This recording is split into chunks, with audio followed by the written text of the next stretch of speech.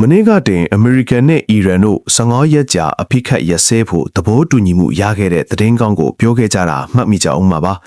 ဒါပေမဲ့အဲ့ဒီငိမ့်ချမ်းရေးကသမိုင်းမှာအတူဆုံးဖြစ်သွားနိုင်တယ်လို့အများကသုံးသပ်နေကြပါတယ်ဘာလို့လဲဆိုတော့သဘောတူညီမှုရပြီး12နာရီတောင်မပြည့်ခင်မှာပဲတိုက်ခွဲတွေကပြန်ဖြစ်နေလို့ပါနောက်ဆုံးရသတင်းတွေအရအီရန်ကဆွေးနွေးပွဲကနေပြန်နှုတ်ထွက်ထိုးချီစဉ်းစားနေတယ်လို့သိရပါတယ်အဓိကအကြောင်းရင်းကတော့အစ္စရေးက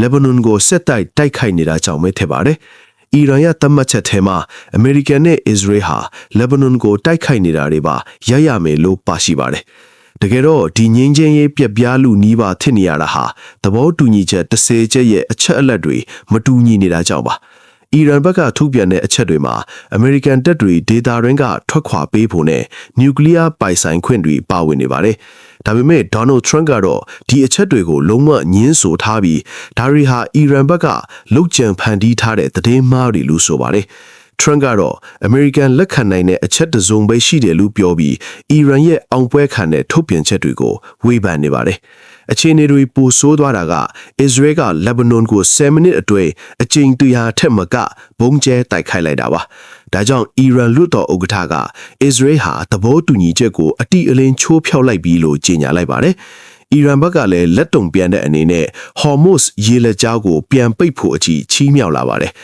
အီရန်နိုင်ငံသားရေးဝန်ကြီးကတော့အမေရိကန်မှာလမ်း2လမ်းပဲရှိတော့တယ်လို့ပြောပါတယ်။ဒါဟာငင်းချမ်းကြီးကိုအပြည့်အဝဖော်ဆောင်မလားဒါမှမဟုတ်အစ္စရေးကသဆင့်စစ်ကိုဆက်တိုက်မလားဆိုတာပါ။အခုဆိုရင်တကမ္ဘာလုံးကအမေရိကန်ရဲ့ဆုံးဖြတ်ချက်ကိုစောင့်ကြည့်နေကြပြီဖြစ်ပါတယ်။အမေရိကန်ဒုသမ္မတ JD Vance ကတော့အီရန်ကလက်ဘနွန်အရေးကိုငင်းချမ်းရေးထဲမှာထည့်တွက်တာဟာအထင်မှားတယ်လို့ဆိုပါတယ်။ဒါပေမဲ့ဂျာဝန်စိတ်ဆက်ပေးရဲ့ပါကစ္စတန်ဝန်ကြီးချုပ်ကတော့လက်ဘနွန်အပအဝင်နေရာတိုင်းမှာရက်စဲရမယ်လို့ပြောထားပြန်ပါတယ်။နောက်ဆုံးအနေနဲ့ထရန့်ကတော့အမေရိကန်တပ်တွေဟာအသင့်ရှိနေပြီးအီရန်ကသဘောတူညီချက်ကိုမလိုက်နိုင်ရင်အရင်ကထက်ပိုပြင်းထန်တဲ့တိုက်ခိုက်မှုတွေလုပ်မယ်လို့သတိပေးထားပါတယ်။ငင်းချင်ရေးဆွေးနွေးပွဲဟာအောင်မြင်မလားဒါမှမဟုတ်စစ်မီးကြီးထပ်တောက်မလားဆိုတာစောင့်ကြည့်ရမှာပါ။